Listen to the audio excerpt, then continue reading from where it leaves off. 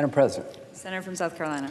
Thank you. Well, we're now on the debating the nomination of Mr. Barr to be the Attorney General. All I can say is that if America ever needed a steady hand at the Department of Justice, it is now. Mr. Whitaker has done a good job as interim Attorney General, but we're looking for a new person to bring stability, improve morale, and be a steady hand, mature leadership at a time when our country is very much divided. I told President Trump when he mentioned Mr. Barr to me as a potential nominee, I said, the other names are impressive, but Mr. Barr stands out head and shoulders above the others. And if you knew who the others were, that's saying a lot. Why do I believe that? The best indication of what Mr. Barr will do as Attorney General in the future is what he's done in the past. He's actually been Attorney General before. He was approved by this body under Bush 41 to be the Attorney General by voice vote. He's been the Assistant Attorney General for the Office of Legal Counsel, the Deputy Attorney General. He's been the Chief Lawyer for the CIA. And all of these jobs, he was confirmed by the Senate by voice vote. In other words, he was so well qualified, nobody felt the need to vote. Yes, he's a fine man. Let's go ahead and confirm him by voice vote. Now, here we are in 2019, and I can say without any doubt that if you think Bill Barr has been auditioning for this job, you really haven't paid much attention to how this whole thing came about. Once the president mentioned to me that he was considering Mr. Barr, I asked him, well, does he want the job? And he says he doesn't know, but everybody tells me he'd be one of the best picks I could make. I said, well, I agree with what everybody else has told you. And I called Mr. Barr on several occasions, asking him, please consider this. I know that you're a good time in your life. Your children are grown. You've made it. You've got a good job. You've got a stellar reputation. And you've done the work of several lifetimes. But having said that, seldom can somebody in their late 60s be able to contribute the most in their life. And I believe this is your time to make the biggest contribution.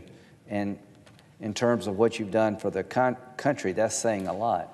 Again, very seldom does this moment come along where you can make the biggest contribution to the country later in life after having served before. So he agreed to take the job, and we've got cloture by, I think, 55 votes. He got voted out of committee along party lines, and Senator Biden told me something that stuck with me to this day. Never questioned the motive of a senator. They got here on their way. You can question their judgment, but not their motive. When it comes to Bill Barr, I can only tell my Democratic colleagues there is nobody better that I know to recommend to you. This is as good as it gets on our side.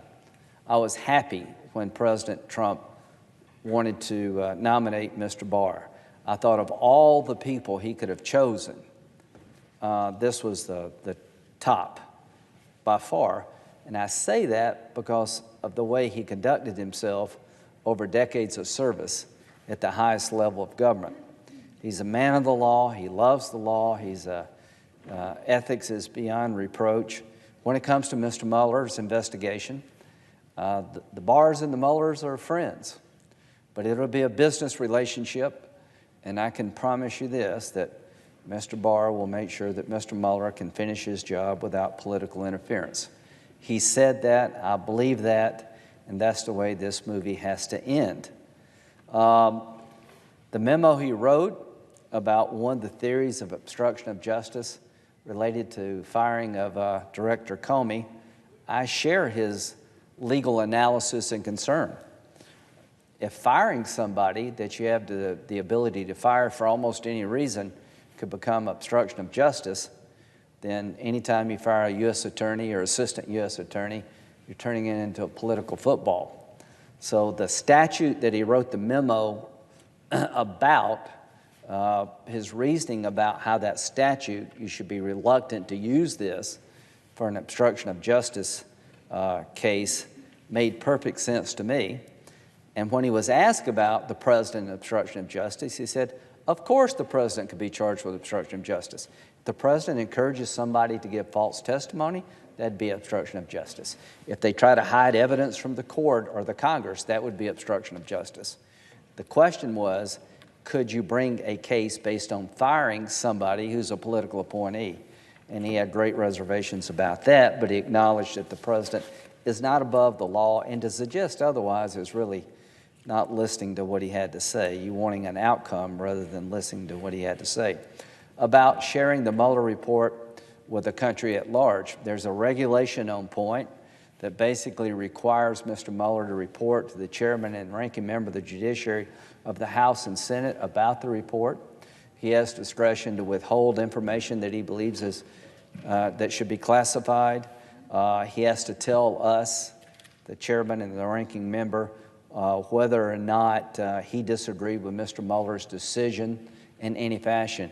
In other words, if Mueller wanted to bring a charge or make an accusation and Barr said no, under the regulation, you have to tell us that he actually disagreed with Mr. Mueller and why. As to how much he will release, we'll know when he gets the report, but here's what I do believe, that he's going to err on the side of transparency. I'm not going to take his discretion away from him. I trust him to make a good decision, and him promising us to release the report before he gets it is probably a bridge too far for anybody wanting the job to make a bargain with a senator just to get the job, that I will turn this report over even before I see it, is probably not the right answer. And here's what Mr. Barr said that really stuck with me. I'm not making bargains with editorial writers, with pundits, or with elected political leaders that I don't feel are right for the department. I don't want the job that much. I don't need the job in terms of building a career. I've had a great career. I'm doing this because I think I can provide some leadership at a time we need some. So we'll have a vote here probably tomorrow. He's soon going to be Attorney General. And I can tell all of my Democratic colleagues, I cannot think of a better person to do this job at this time in our nation's history. I know he will be devoted to following the law as the law is written. I know he'll be fair to the president, but he'll pick the rule of law over anything or anybody, including the Senate or the president, and that he will be a shot in the arm for a department who needs a morale lift. That he's going to look at the abuses inside of the department. How could a FISA warrant be issued against an American citizen based on a dossier that's a bunch of political garbage? What happened in 2016? He's going to look at that too, I hope. But when it comes to Mr. Mueller will be allowed to do his job, and there'll come a day when his report is completed. And I'm confident that Mr. Barr will share it with the public to the fullest extent possible, and I have every confidence he will. So to the people who are working at the Department of Justice, in a day or two, you're going to have a new leader. I think you should be excited about the reforms that will be coming. I think you should be excited about working for this good man. He's dedicated his life to your causes, a Department of Justice that is impartial, that goes after the bad guys and makes sure that the policies that are in place build up the country. I think Mr. Barr represents that way of doing business in Washington that's sort of been lost. He's a handshake, phone call kind of guy. He's been up here for a very, very long time. He's earned a lot of accolades in the legal profession. Some of the people who came forward to testify on his behalf definitely have a different legal philosophy and political philosophy than Mr. Barr, but they all said without hesitation that he is one of the finest people they've ever known and would be a great Attorney General. So I want to thank President Trump for nominating Mr. Barr. I don't think you could have done a better job in picking someone than Mr. Barr. I want to let the people at the Department of Justice know that help is on the way. I want the American people to understand that this man has a record that should comfort you, that with Bill Barr, you know what you're getting. He served at the highest level of government for decades.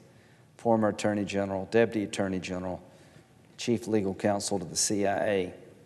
He has done it all. And he is ready to take over. And he is mature in his judgment. He's calm in his demeanor. He's passionate about the law. He loves the Department of Justice. To the American people, you can go to bed here soon knowing that the Department of Justice is in good hands. To my colleagues that vote against him, give him a chance. I think he is going to deliver for the country. And to the committee, thank you for allowing the nomination to go through so quickly.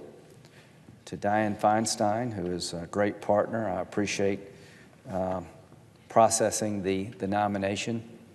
And we may have differences of opinion about what the right answer is, but we could not have asked for a better process. I thought Mr. Barr was challenged, but respectfully so. So having said that, we're about to confirm a new Attorney General at a time when we need one.